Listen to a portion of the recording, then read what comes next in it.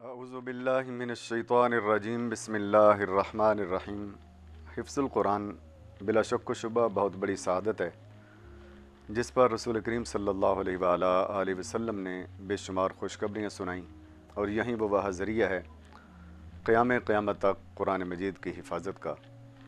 اسی وجہ سے اللہ کے رسول صلی اللہ علیہ وآلہ وسلم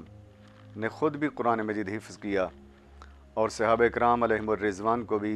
حفظ القرآن کی ترغیب دیتے رہے، اور یہ سلسلہ آج تک امت کے اندر جاری و ساری ہے۔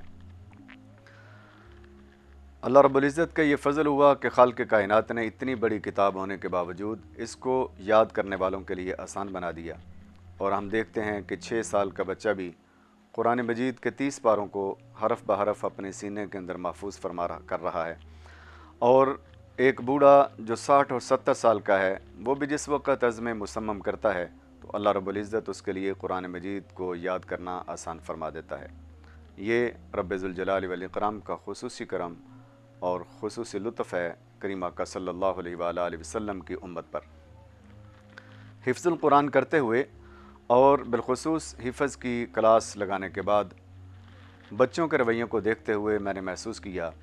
کہ حفظ کا سبق یاد کرنے کے حوالے سے بچوں کی 2 قسمیں ہیں۔ ایک وہ بچے ہیں جو آسانی سے سبق کو یاد کر لیتے ہیں،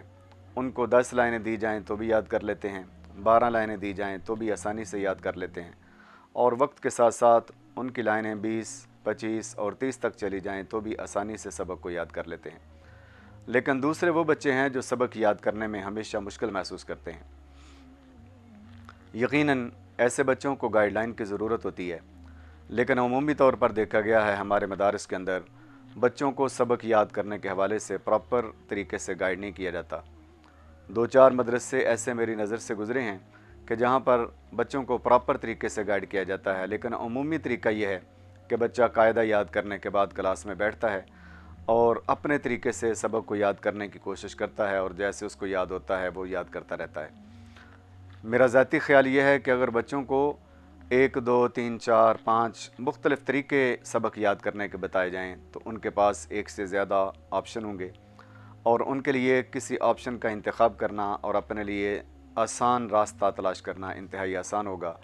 اور ان کے سبق یاد کرنے کے اندر انتہائی آسانی ہو سکتی ہے۔ اسی غرض سے اللہ رب العزت کی توفیق سے میں نے یہ ارادہ کیا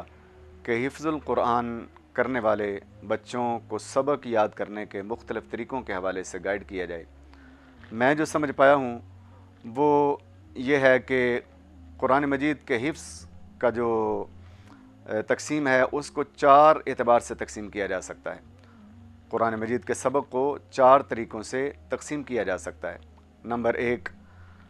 آیتوں کے اعتبار سے سبق کی تقسیم، نمبر 2 لائنوں کے اعتبار سے سبق کی تقسیم،